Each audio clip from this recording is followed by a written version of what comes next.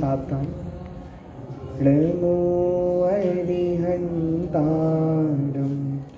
नमो सिद्धाणं नमो आयर्याणं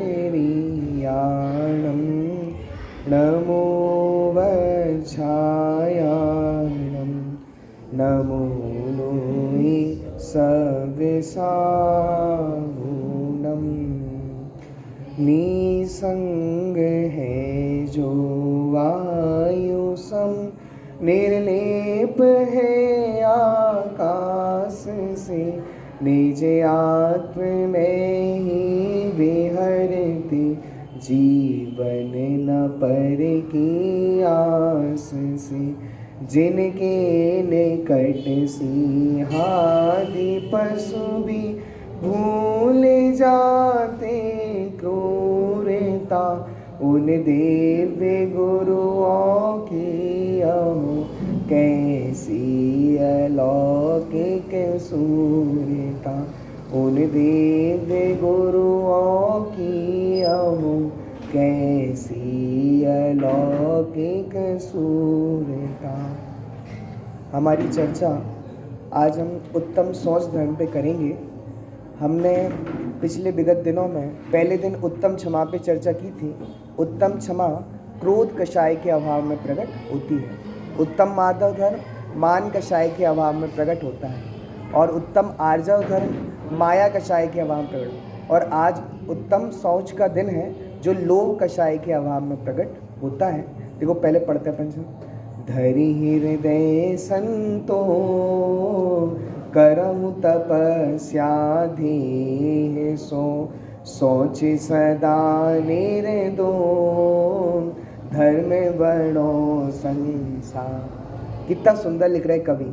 सोच से उत्तम कोई धर्म नहीं है।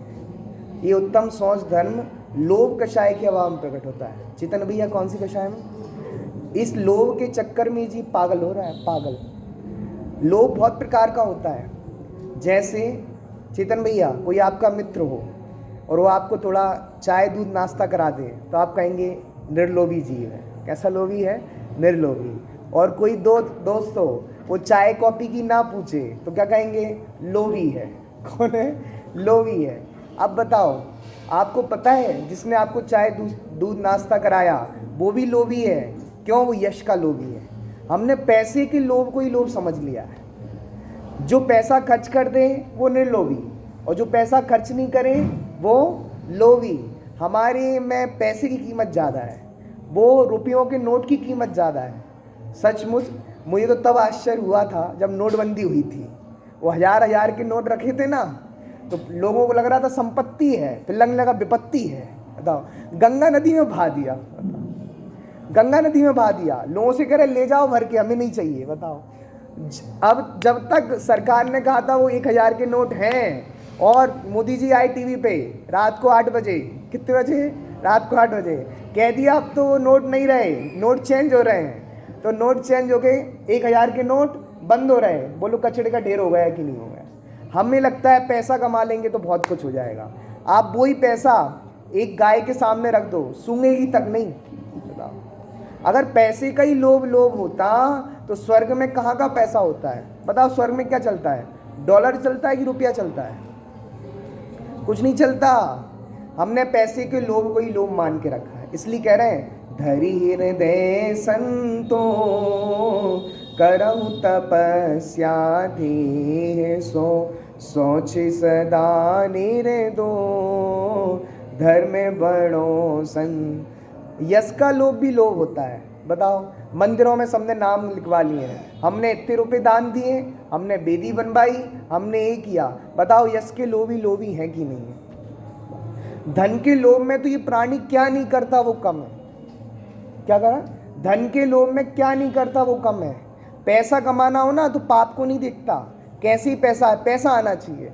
आजकल वो शेयर मार्केट बढ़ गया है ना, पहले तो लोग कम कर देते हैं। ऐप आ गए, ग्रो ऐप, ग्रो करो, शेयर मार्केट में पैसा लगाओ। तो शेयर मार्केट में कहीं पैसा लगा लेता है, चाहे वो कंपनी कैसी भी हो। क्या चाहिए? पैसा चाहिए। और लोभ के कारण घर में लड़ाई झगड़े हो रहे हैं। भैया भैया से लड़ रहा है, भैया भैया में नहीं बन रही। क्यों? बाप बड़ा ना भैया, सबसे बड़ा रुपया। पैसे के चक्कर में सब लड़ रहे हैं, सब लड़ रहे हैं। आचार्य देव कह रहे हैं अर्थम अनर्थ मूलम, ये अर्थ है ना पैसा, ये सारी अनर्थों की जड़ है। दो भाई जा रहे थे, दो भाई ऐसे गुजर रहे थे, एक को रत्न मिल गया। क्या मिल गया चेतन भैया? रत्न मिल गया, बहुत महंगा रत्न था, बहुत महंगा रत्न एक को मिल गया। तो उसके मन में विचार आया, यदि इस रत्न का मुझे भोग करना है तो इस भाई को मानना पड़ेगा। तभी ये शास्त्र की बात याद आई, अर्थम अनर्थ मूलम। ये अर्थ है ना पैसा, सारे अनर्थों की जड़ है। जितना भी संसार में लड़ रहे झगड़ रहे, किसके चक्कर में? पैसे के चक्कर में। अब वो रत्न उसने फेंक दिया, दूसरे भाई को मिल गया। अब दूसरे भाई को जैसे ही वो रत्न मिला तो उसके मन में भी विचार आ गया, अगर इस रत्न को मुझे भोगना है क्या करना पड़ेगा? इस भाई को मानना पड़ेगा। तभी उसके मन में विचार आया कि इस धन के चक्कर में, बताओ, बड़ा आश्चर्य होता है। आचार्य देव कहते हैं हंसी आती है, एक चैतन्य परमात्मा एक अचेतन वस्तु के प्रति इतना आसक्त हो गया है कि एक चेतन दूसरे चेतन से लड़ रहा है। किसके वजह? अचेतन वस्तु के लिए। इतना अचेतन वस्तु में मुहूर्त। कह रहे हैं धरी हृदय संतोष। अरे जितना है प्राप्त है, पर्याप्त है, लगे हैं 24 घंटे कमाने। बताओ पेट भरना है कि पेट ही भरनी है? पेट तो भाई साहब त्रियंशी भर लेता है, उसकी कोई दुकानदारी नहीं होती। लेकिन हमारा इतना लोभ है, इतना लोभ है, पेट नहीं भरना। क्या भरनी चेतन भैया? आपकी नहीं कह रहा, लोग ही कह रहे हैं पेट ही भरना है। चेतन भैया तो कितने अच्छे हैं, सब कुछ छोड़ के सुबह मंदिर आ जाते हैं 6:15 बजे और 10:30 बजे जाते हैं। बताओ चेतन भैया दुकान कब खोलते हो? अच्छा चलो बढ़िया है। जितना लोभ कम हो उतना कम हो, मतलब जितना लोभ कम होगा उतना आत्मा में संतोष प्रकट होगा। संतोषी सदा सुखी। बताओ ये हम युक्ति बोल तो देते हैं कि संतोषी सदा सुखी, लगता है कि नहीं लगता? हम बोल तो देते हैं कि समय से पहले भाग्य से अधिक किसी को कुछ नहीं मिलता। श्रद्धा आती कि नहीं आती? बोलने में क्या जाता है, बोल तो हर कोई देता है। पता है लोभ बड़ी खतरनाक चीज़ है। महिलाएं ना, महिलाएं चेतन भैया, एक महिला बिलौआ में गई, बिलौआ ही बोलते ना आपके, चलो बिलौआ में गई और बिलौआ में सबको कटोरे मिले। क्या मिले राहुल भैया? कटोरे मिले और उसको कटोरा नहीं मिला। अब वो लौट के आई, घर में पूछा सास ने, बिलौआ में गई थी कुछ लेके नहीं आई, बदासी लेके आती, कटोरा नहीं मिला मुझे। क्या नहीं मिला? कटोरा नहीं मिला। सुबह महिलाएं मिली, आप बिलौआ में गई थी? हाँ, पर क्या नहीं मिला? कटोरा नहीं मिला। और पता है चेतन भैया इतनी आसक्ति है, इतनी आसक्ति है, घर में सेट रखे हैं स्टील के बर्तनों के, प्लास्टिकों के बर्तन के, कभी यूज़ नहीं करते, बस सजाने के लिए रखे हैं लोग। कटोरा नहीं मिला। क्या नहीं मिला पंडित जी? क्या नहीं मिला? कटोरा नहीं मिला।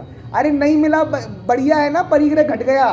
इतना सजा राहुल भैया सजा के नहीं रखते लोग, यूज़ कितना करते हैं? घर में 4 लोग हैं, 4 थाली यूज़ करेंगे, रखी कितनी रहती है? 25 नहीं 25 बोलो।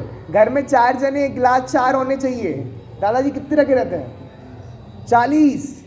किसके लिए? 100 पीस के लिए। पंडित जी आप क्या जानो, आपको क्या बता, 100 पीस भी तो होना चाहिए ना कुछ। इसको कहते हैं लोभ। कटोरा नहीं मिला। अब वही तो चर्चा कर रहे हैं। हाँ वही चर्चा कर रहे हैं। हाँ तो कह लोभ, कटोरा नहीं मिला। क्या नहीं मिला? कटोरा मिला। अरे क्या 20 साल बाद याद रखते, हम इनकी शादी में गए थे, इनके बिलौआ में गए थे, क्या नहीं मिला? इतना लोभी व्यक्ति है, एक चीज़ फेंक नहीं पाता। घर में साइट फट गई हो ना, साइट, राहुल भैया साइट नहीं फेंकते। क्यों नहीं फेंकते? पोंछा बन जाएगा। क्या बन जाएगा?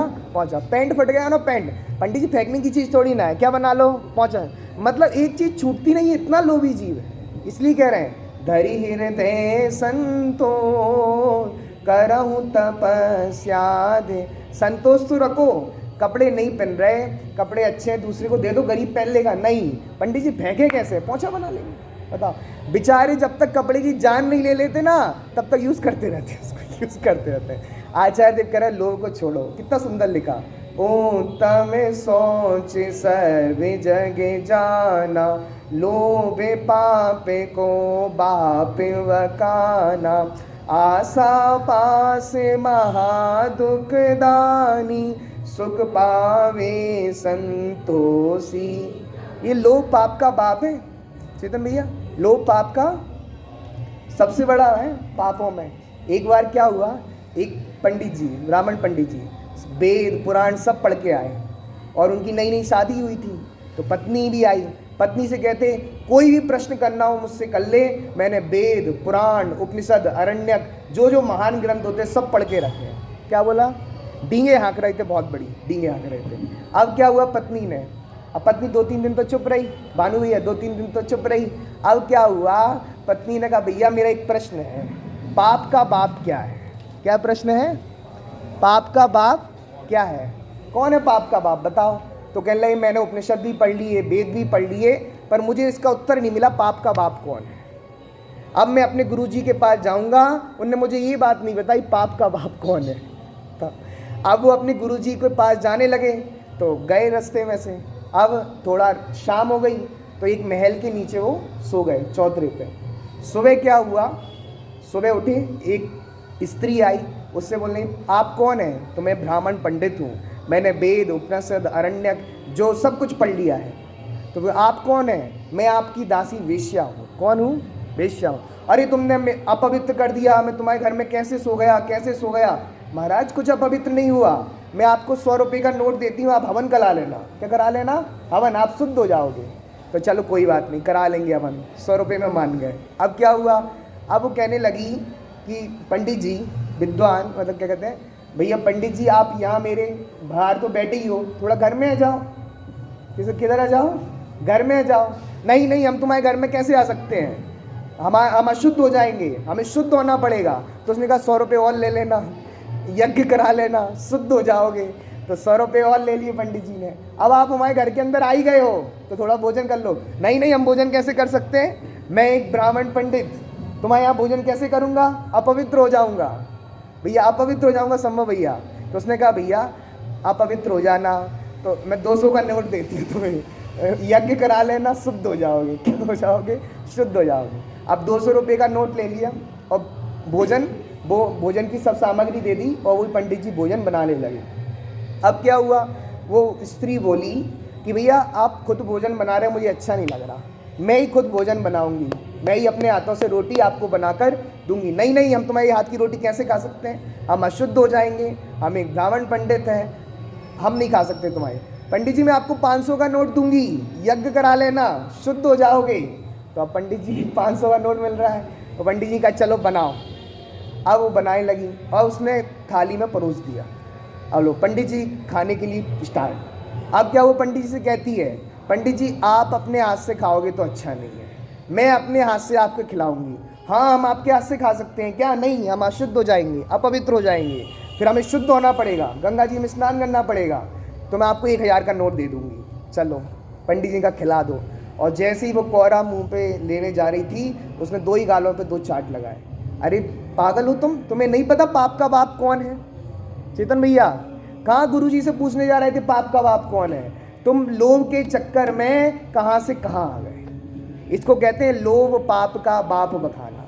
बताओ वो ब्राह्मण पंडित कहाँ बैठा था? वहाँ बैठा था, लेकिन लोभ के चक्कर में कहाँ से कहाँ आ गया, क्या से क्या हो गया देखते देखते। तो लोभ के चक्कर में, इसलिए कह रहे हैं लोभ पाप को, लोभ के चक्कर में क्या नहीं करता प्राणी। गजब है। अच्छा है, आशा पासे महादुख दानी, सुख पावे संतोषी प्राणी।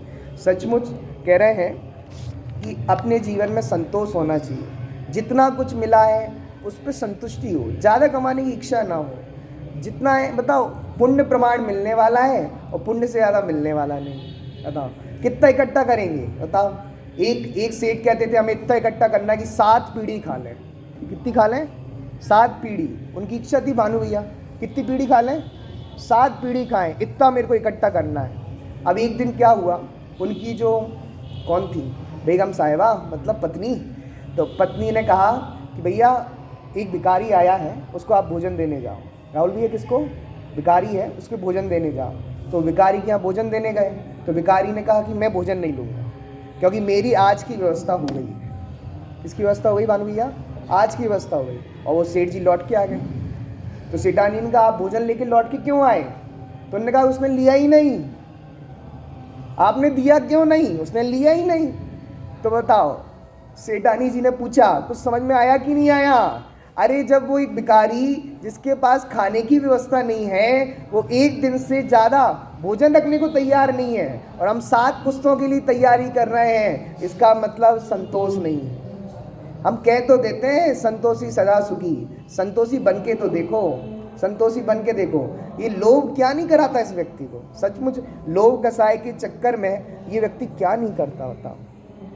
पता है एक बार क्या हुआ, मंदिर में एक व्यक्ति ने बोली ले ली, बोली बोलो बहुत लाखों रुपए की बोली ले ली, तो जोरदार ताली बजने लगी पूरे मंदिर में। लास्ट की लाइन में एक गरीब व्यक्ति बैठा था, उसने सोचा था हम भगवान के दरबार में आए हैं, भगवान के दरबार में तो इतना होना चाहिए, पैसे वाले की कीमत नहीं होनी चाहिए, यहाँ तो पैसे वाले की पूछ हो रही है, यहाँ भी पैसे वाली की कीमत हो रही है।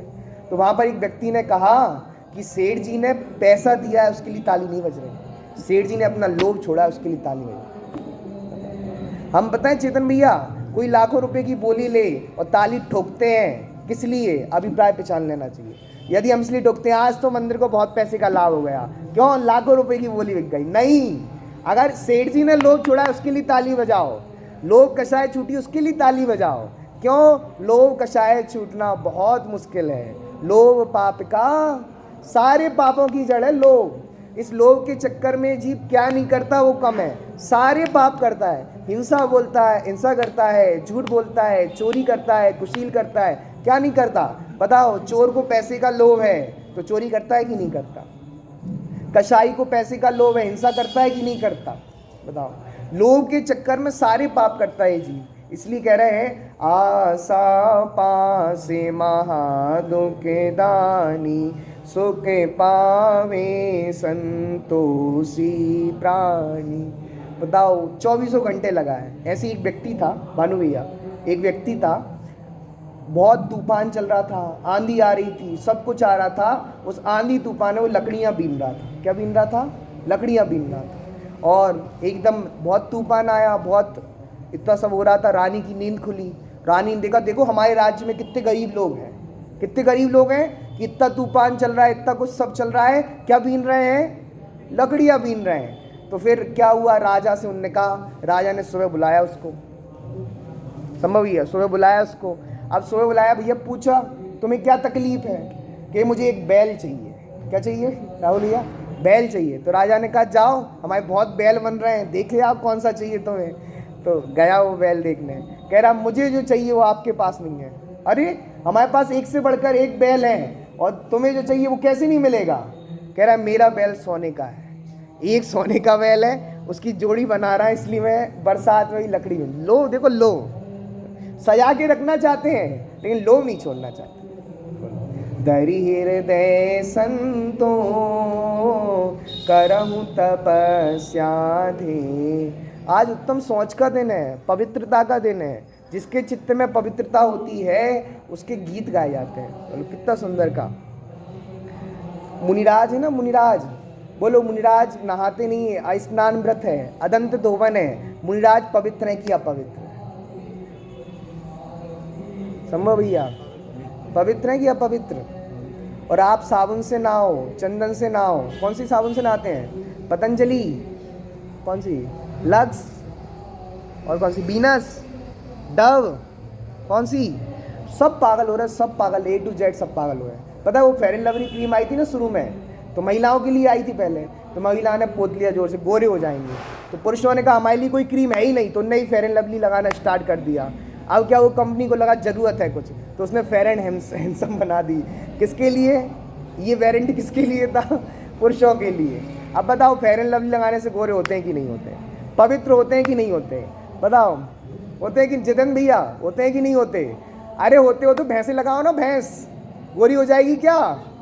बोलो भानु भैया, भैंस को पोतो एक दिन, फेयर एंड लवली, गोरी हो जाएगी कि नहीं हो जाएगी?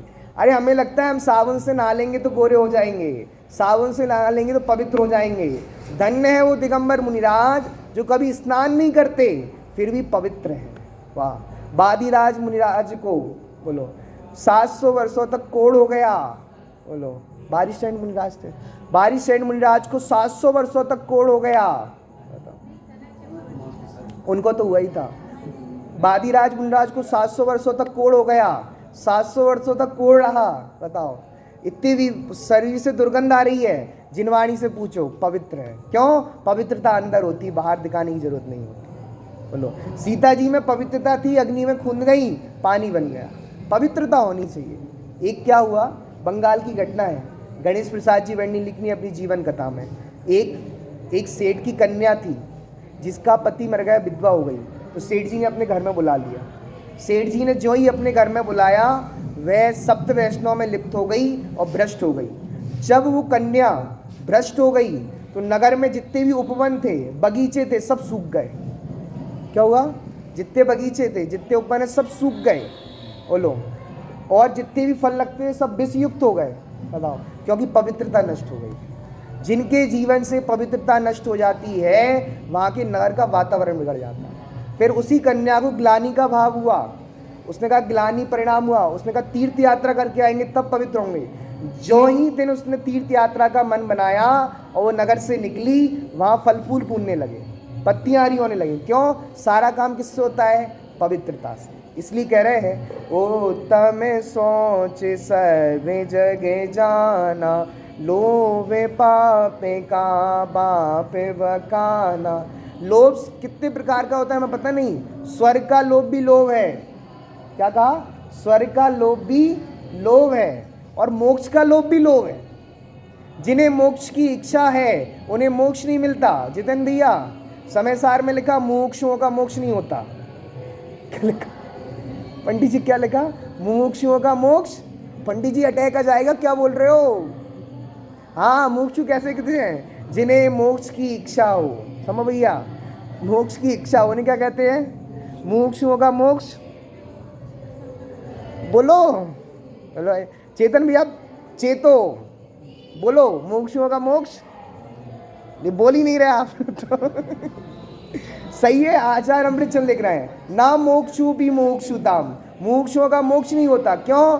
जिन्हें मोक्ष की इच्छा है उन्हें मोक्ष मिलने वाला। लोभ छोड़ना पड़ेगा, लोभ छोड़े बिना काम नहीं होने वाला। बताओ, सचमुच लोभ बड़ी भयंकर कसा है। लोभ के चक्कर में जीव क्या नहीं करता, क्या नहीं करता, वो सुख कम है। बोलो, पता है एक भिखारी था, एक भिखारी के पास बहुत सारा पैसा था। पता है भिखारी भी करोड़पति होते हैं भानु भैया। पिछले 1-2 साल पहले एक आया था, एक जैन था, पारस जैन नाम का भिखारी, मुंबई में। उसका वहाँ पे क्या कहते हैं, बैठता है मुंबई में। करोड़ों रुपए की जायदाद थी। कितने रुपए की? करोड़ रुपए की जायदाद। अब ऐसे ही भिखारी था, उसकी बहुत सारे पैसे हो गए, लाखों रुपए। उसने कहा कहाँ रखूँ पैसे को, कहाँ रखूँ पैसे को? तो उसने कहा 4 असरपी खरीद ली। कितनी असरपी? 4। और उसने कहा कि अब 4 असरपी को कहाँ रखूँ, कहाँ रखूँ? तो पेट में रख लिया उसने, खा लिया। कुछ दिन बाद उसकी मृत्यु हो गई। और जब भिखारियों की सब फौज इकट्ठा हुई, उसको जलाने ले गए। और जब जलाया गया तो 4 असरपी निकल के आई। बताओ, लोभ के चक्कर में जीव, चेतन भैया, मरना तक नहीं देखता, मर जाता है लोभ के चक्कर में। बताओ, ये लोभ इस व्यक्ति को जीने नहीं देगा। 5 इंद्रियों के लोभी को देख लो शास्त्रों में। जो स्पर्शन इंद्रिय के लोभी होते हैं वो अपने प्राण गंवा देते हैं। स्पर्श इंद्रिय का लोभी कौन होता है? हाथी। हाथी को पकड़ना होता है ना भानु भैया, हाथी को पकड़ना होता है तो एक ट्रेंड हथनी होती है। कौन सी होती है? हथनी। तो हथनी आगे आगे चलती है, हाथी उसके पीछे पीछे चलता है, और एक गड्ढा खोदा जाता है जिसे घास से ढका जाता है। तो हथनी तो साइड से मुड़ के चली जाती है, और हाथी कहता है, हाथी को जल्दी आना है हथनी के पास, तो वो जाने की सोचता है, तो वो गड्ढे पे गिर जाता है और उसको बंद करके किडनैप कर लेते हैं। कौन से इंद्रिय के चक्कर में? स्पर्शन इंद्रिय के चक्कर। मछली है ना, मछली रसना इंद्रिय के चक्कर में प्राण गंवाती है। कौन सी इंद्रिय के चक्कर में? बताओ। तालाब में मछली पकड़ने वाले लोग हैं, वो उसमें क्या लगाते हैं? बोलो, वो तार रहता है ना वो पकड़ने वाला, उसमें क्या लगाते हैं? उसमें खाने की सामान लगाते हैं। हाँ, कांटे में खाने का सामान लगाते हैं। अब आटा लगाओ, कुछ लगाओ, रोटी लगाओ, पराठे लगाओ, जो लगाना। बताओ, अब आपकी मछली वो आटे के चक्कर में आ गई, और आटे के चक्कर में आके वो मछली पकड़ी गई और मारी गई। बोलो, रसना इंद्रिय के लोभ में कौन चली गई? मछली। घ्राण इंद्रिय के चक्कर में भौरा प्राण गंवाता है। भौरा होता है, भौरा। तो भौरा होता है, उसे फूल की सुगंध बहुत पसंद होती है। किसकी सुगंध पसंद होती है?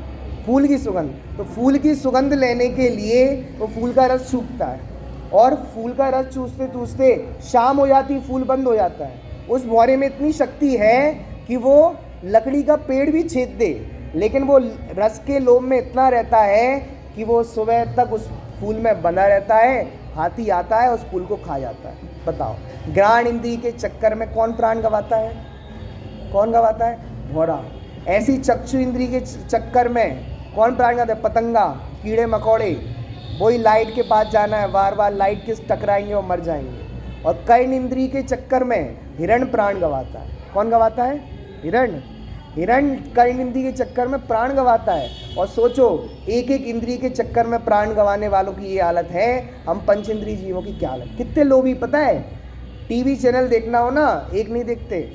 बोलो, एक पर ऐड आ रहा है तो दूसरा चाहिए, दूसरे पे ऐड आ रहा है तो तीसरा चाहिए। तो उनने कहा इसलिए तो हमारे टीवी चैनल में उनने 300 300 400 चैनल लगा दिए। किसके चक्कर में?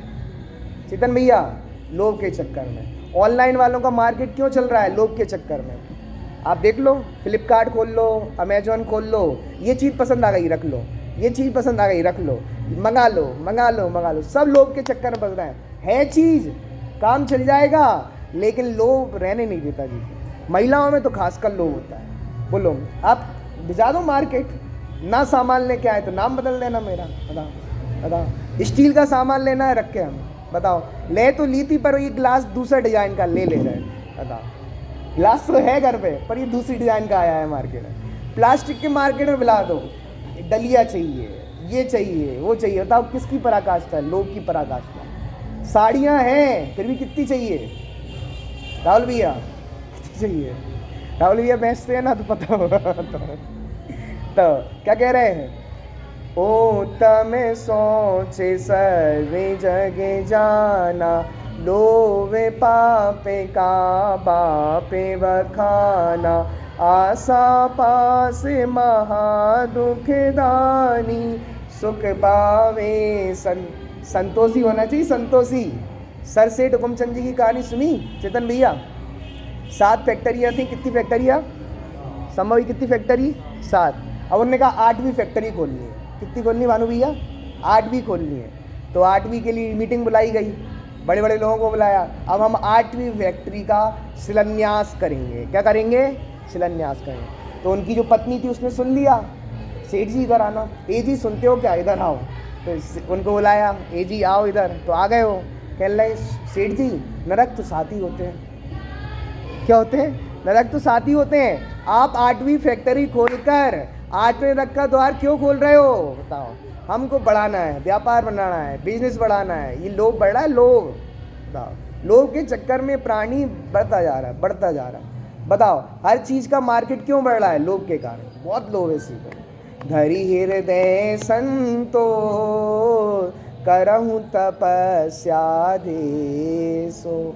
एक भिखारी था, फकीर संत, जिसे अपने से ही मतलब रहता था। एक दिन रास्ते से जा रहा था, उसे बहुत सारे रुपयों का बंडल मिल गया। क्या मिल गया? रुपयों का बंडल। उसने विचार किया, मैं तो भिखारी हूँ, क्या करूँगा इन रुपयों का? जो दुनिया में सबसे गरीब होगा उसके लिए दूंगा। किसके लिए दूंगा चेतन भैया? सबसे गरीब। यहाँ तो कोई नहीं है ना? बोलो, कोई नहीं है ना? चलो, आपको नहीं मिलेगा। अब क्या हुआ? एक राजा युद्ध लड़ने जा रहा था। क्या करने जा रहा था?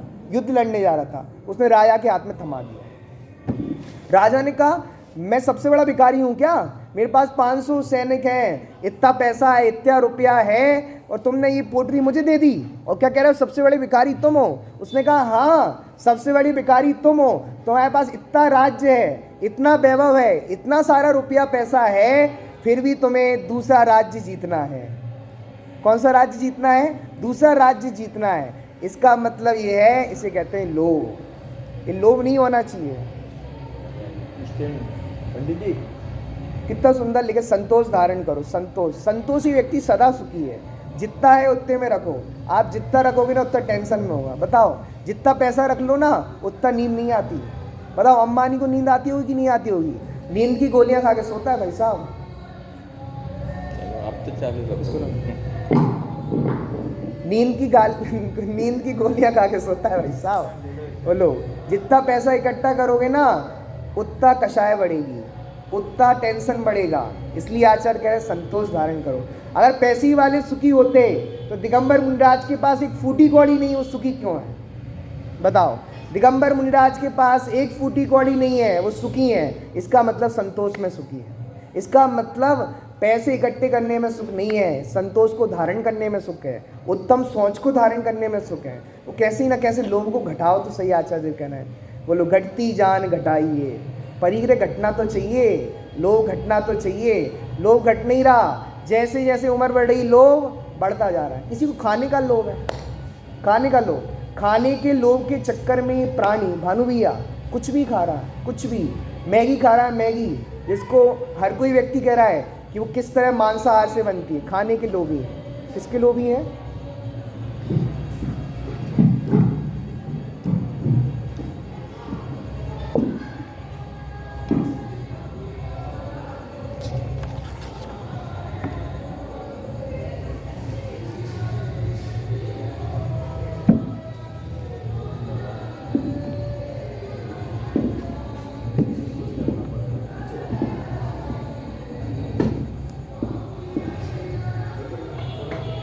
चलिए, हेलो। तो अपन ये कह रहे खाने की लोभी। खाने की लोभी कैसे होता है? कुछ भी खा रहा है, कुछ भी पी रहा है, कुछ होश नहीं, बख्श वक्ष का विवेक नहीं। पंडित जी हम तो बीत रात ही है, हमें पिज़्ज़ा भी चलता है, बर्गर भी चलता है, और क्या क्या नहीं चलते तुम, क्या क्या चीज़ें आ गई बोलो। हमने तो खाई नहीं है, बताओ बोलो। तब पिज़्ज़ा, बर्गर, मैगी, फैगी और क्या क्या नहीं खा रहे लोग। इसको कहते हैं खाने के लोभी। कम करो खाने का लोभ। खाने के लोभ में भक्ष भक्ष किसी का विचार नहीं करते। मैंने कहा था आप विचार करना, हमारे घर शाकाहारी बच्चे कि नहीं बच्चे। हम जैन हैं वो तो दूर जाने दो, आलू प्याज खाना दूर जाने दो, हम शाकाहारी बच्चे कि नहीं बच्चे इस पर विचार कर लो। मैगी खाने वाला शाकाहारी नहीं हो सकता, कोलगेट करने वाला शाकाहारी नहीं हो सकता, हड्डियों से बनता है प्रत्यक्ष नहीं, झूठी सांड में मर जा रहा है। सुचिता तो कोलगेट से आएगी। कोलगेट ऐड करने वाले क्या कहते हैं, दांत को चमकाना है तो क्या करूं, कोलगेट। पहले वाले लोग पागल थे जो उससे करते थे, किससे, नीम के उससे, वो पागल थे, उनके नहीं चमकते थे। मैं सही कह रहा हूँ, आप कभी भैंस के दांत देखना चमकते कि नहीं चमकते, गाय के दांत देखना चमकने की नहीं चमकते हैं, और कोई कोलगेट फोलगेट नहीं करते। क्या है ये, मतलब आप भोजन अच्छे से करोगे ना, आपका भोजन अच्छे से पचेगा ना, आपके दांत चमकेंगे, आपके जीवन में नेचुरलिटी होगी, नेचर का जीवन जियोगे। मुनिराज के दांत, मुनिराज कभी मंजन नहीं करते और मुनिराज के दांतों से बदबू नहीं आती। मुनिराज कभी स्नान नहीं करते पर कभी शरीर से बदबू नहीं आती। क्यों नहीं आती? नेचर, प्राकृतिक जीवन जी रहे। कौन सा जीवन जी रहे हैं? हम सब किस किस के लोभ में मरे जा रहे हैं। कोई सांड का लोभी है, कोई स्वर्ग का लोभी है, कोई भोजन का लोभी। मतलब भोजन के लोभ के चक्कर में 56 भोग रखे हैं। कितने भोग रखे हैं? और हम रोज पूजन में पढ़ रहे हैं, अब तक अगणित जन द्रव्यों से प्रभु भूखे न मेरी, शांत हुई तृष्णा की खाई, खूब भरी वह रही, युग युग से इच्छा सागर में प्रभु को दिखाता आया हूँ। नो में जन अर्पण कर सी, समझ जा। हेलो, अनुपम रस पीने आया, लगता है अनुपम रस पीने आया। इसको कहते हैं भोजन का लोलुपी। हमें तो वो भी खाना है, इडली भी खाना है, डोसा भी खाना है, और क्या क्या बनता है संभव भैया, और सुनाओ तो सही। इसे कहते हैं भोजन के लोलुपी। भोजन के लोलुपी जीव कभी सुखी नहीं हो सकते। बताओ, कभी पेट नहीं भरता। नई डिश देगी नहीं की नहीं, महिलाओं को तो नई डिश मिलनी चाहिए। राहुल भैया नई डिश बताओ। भाभी हम आपके घर गए थे, आपने वो डिश बनाई थी, उसकी विधि बता दो। क्या बता दो? विधि। वो कैसे बनता है, फाफड़ा जलेबी कैसे बनता है, समोसा कैसे बनता है, कचौड़ी कैसे बनती है, वो बताओ। हम कचौड़ी बनाते तो हमारी अच्छी नहीं बनती। कैसी नहीं बनती? अच्छी। और आपकी बहुत अच्छी बनी थी, बताओ। इसको कहते हैं भोजन का लोलुपी। भोजन का लोलुपी। संतोष रखो ना, दाल रोटी मिलती है, संतोष रखो। भैया आप दाल रोटी देते ही नहीं मेरे को यार, बताओ। दाल रोटी के दर्शन ही नहीं होते, सब लगे पकवान होना है, बताओ। किताब ये कह रहे हैं संतोष धारण करो, संतोष धरी ते संतोष करहु तपस्या धीरे सो सोच सदा निरदो धर्म बड़ो संसार। एक सेठ जी थे और एक पंडित जी थे, भागचंद जी पंडित जी थे जिन्होंने महावीर अष्टक लिखा है। भागचंद जी का नाम सुना? महावीर अष्टक लिखा, महावीर स्वामी नयन पथगामी, ईसागढ़ के रहने वाले थे। वो एक जगह एक सेठ जी उनके पीछे पड़ गए कि हमें तो पंच कल्याणक कराना है। क्या कराना है? पंच कल्याण। क्यों? जब भी सेठ जी मिलते थे तो पंडित जी कहते तुम लोभी हो, लोभी हो, लोभी हो। क्या कहते थे? चेतन भैया, तुम लोभी हो, लोभी हो, लोभी हो। किसको कहते थे? उन सेठ जी को कहते थे। कौन कहते थे? भागचंद जी। अब क्या हुआ? अब वो सेठ जी कह रहे हैं कि आप मुझको लोभी क्यों कहते हो? अब तो मैं पंच कल्याणक कराऊंगा। क्या कराऊंगा?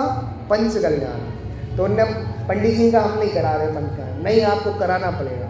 तो पंडित जी को जैसे तैसे मनाया उनने पंच कल्याणक के लिए। तो पंडित जी ने कहा उस जमाने के, आज जमाने के बोलिए 1 करोड़ रुपया लगेगा। कितना रुपया लगेगा?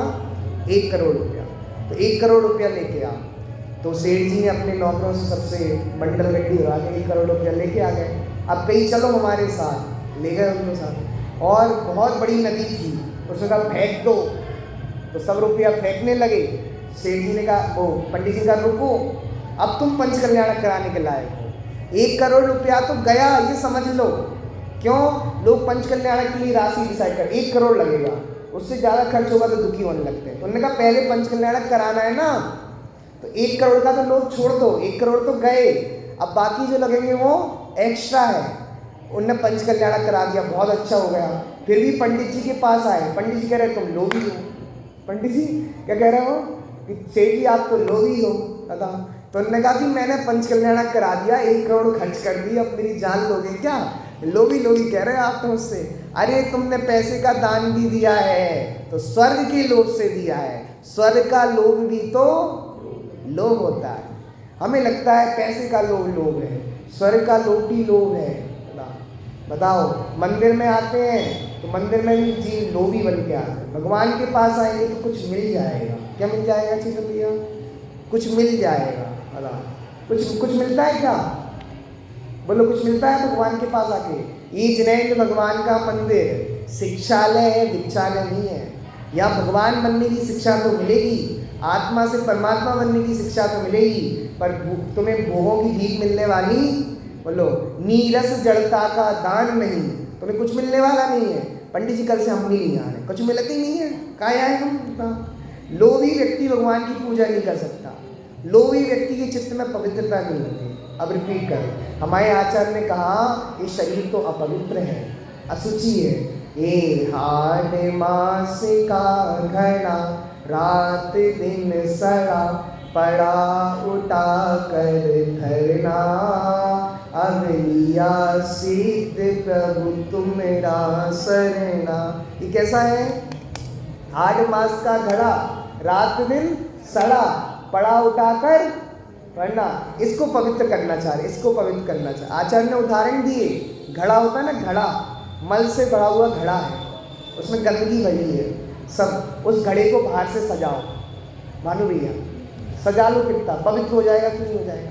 ऐसे ही शरीर तो अपवित्र है, खूब सजा लो, खूब क्रीम लगा लो, खूब पाउडर लगा लो, खूब लिपस्टिक लगा लो, सब लगा लो, शरीर शुचि होने वाला नहीं है। शुचिता तो रत्नात्रय से है।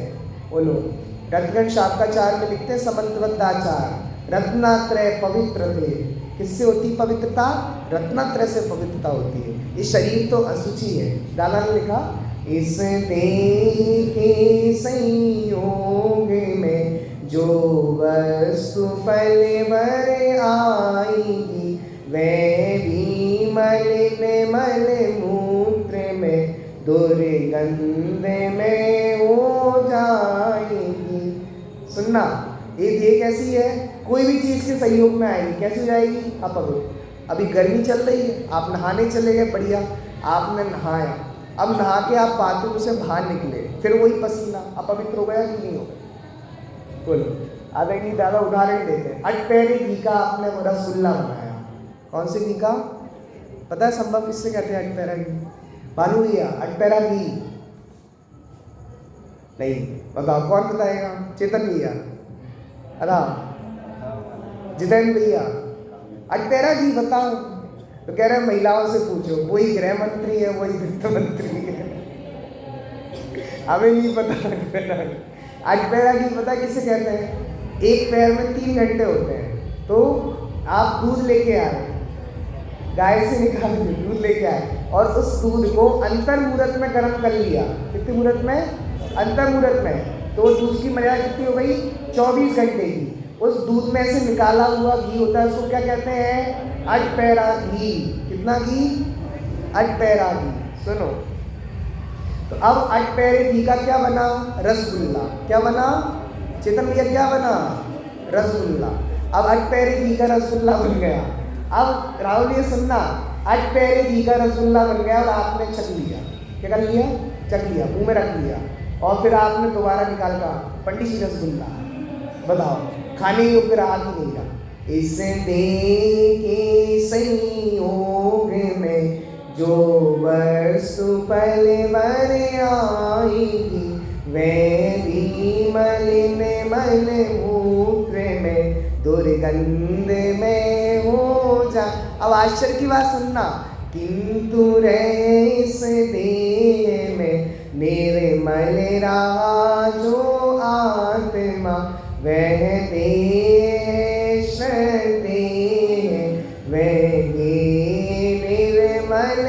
अरे इस देह के संयोग में कोई वस्तु आती वो अपवित्र होती थी, लेकिन आश्चर्य की बात ये है अनादि से इसके संयोग में मेरा आत्मा रह रहा है, वो एकदम कैसा है? पवित्र है। कैसा है? पवित्र है। भाई अंश, एक हीरा था 5 करोड़ रुपए का। कितने करोड़ का? 5 करोड़ का। वो गटर में गिर गया, बताओ कितनी कीमत घट गई? घट गई पूरी। फैल पंडित जी पढ़ा बता, कम से कम पंडित जी की नाक तो मत कटवाओ। चलो अब पढ़ के आना। सात्विक 5 करोड़ का हीरा है, कहाँ गिर गया? गटर में, नाली में। कीमत कितनी घट गई?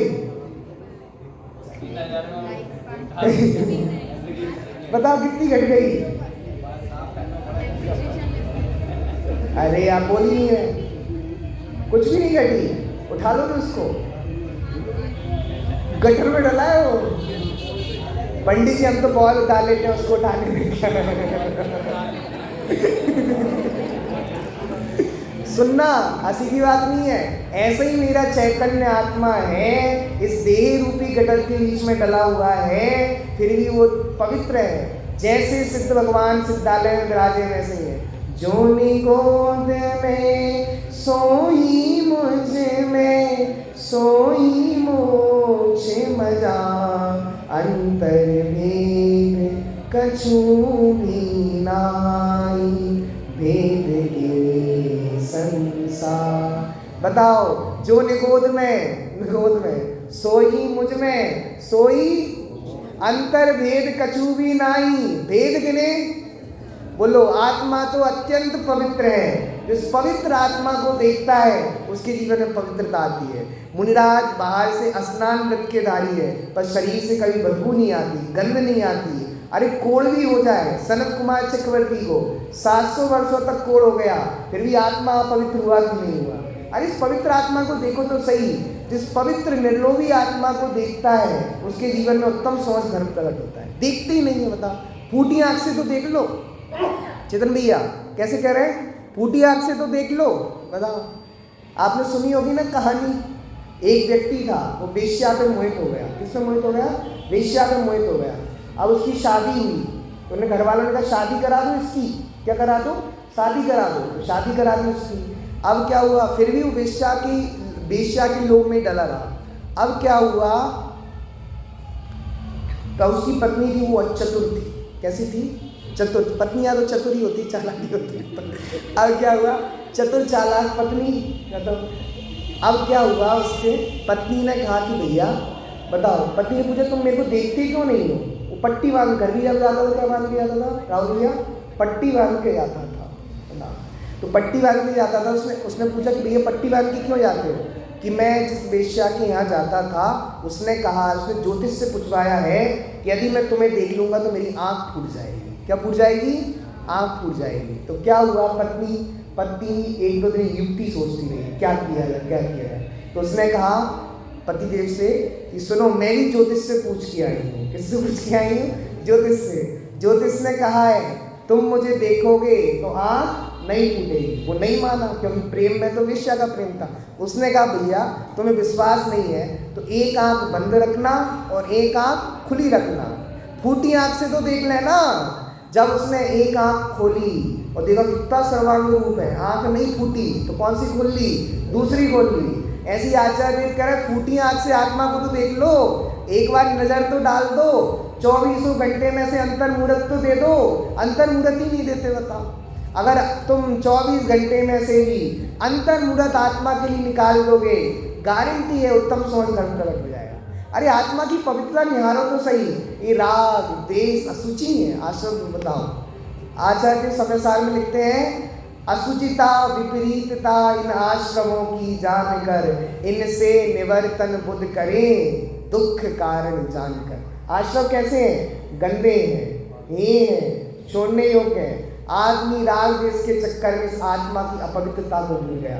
समाधि तंत्र में आचार्य इतना सुंदर लिखते हैं, जिसकी तरफ पीठ थी उसकी तरफ मुख कर ले, उसका नाम सम्यक दर्शन है।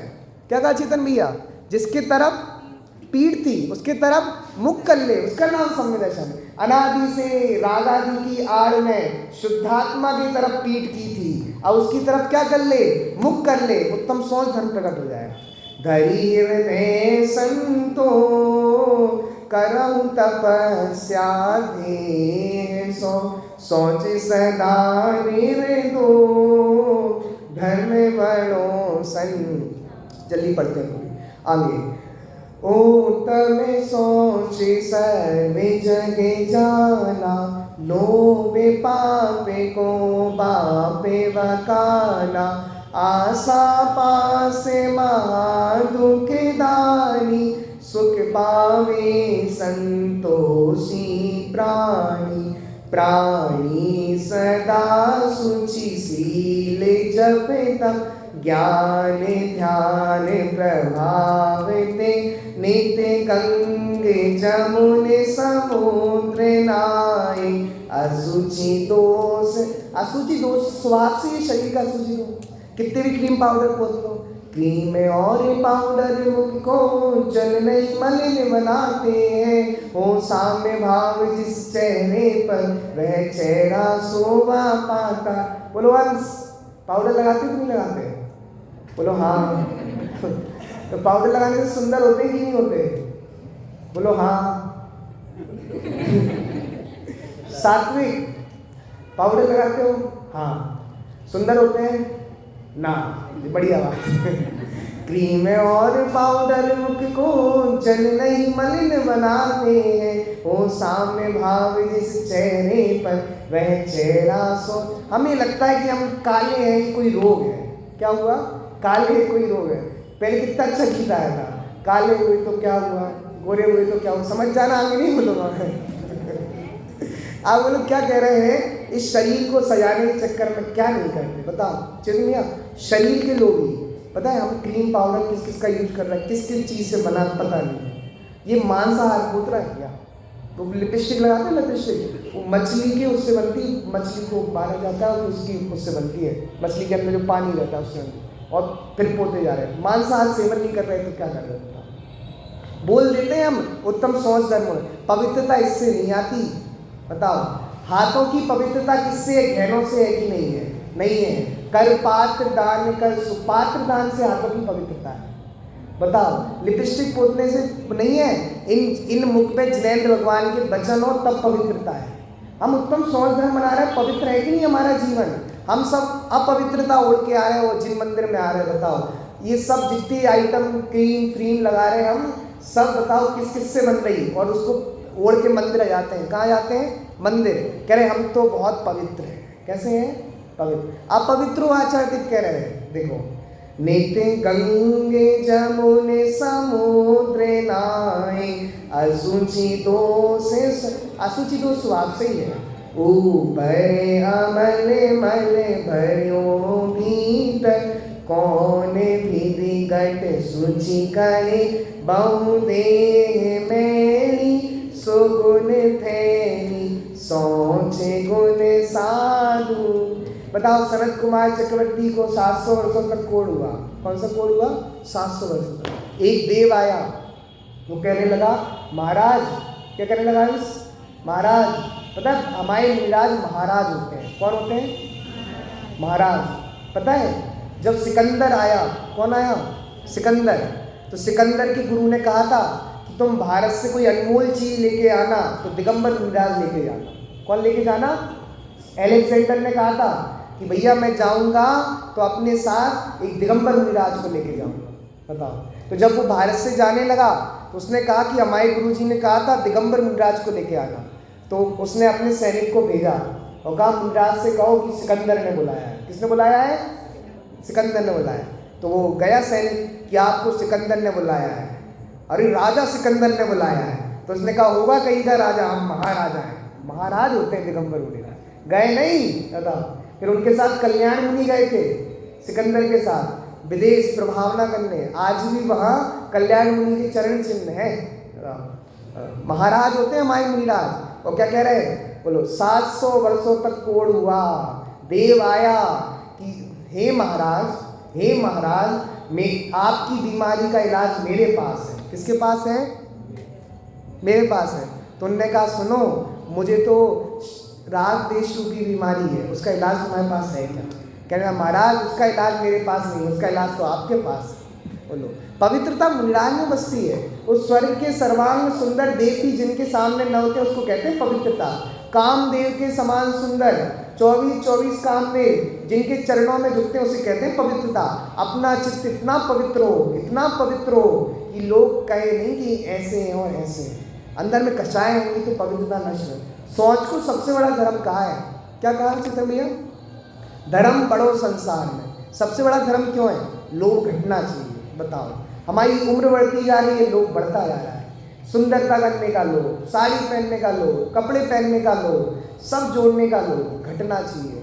जब तक लोभ नहीं घटेगा तब तक उत्तम सोच धर्म प्रकट होने वाला नहीं। बहु देह मैली सुगुण थैली, सोच गुण साधु लय। सचमुच ऐसा उत्तम सोच धर्म हमारे जीवन में प्रकट होगा तो लोभ कषाय का अभाव होगा।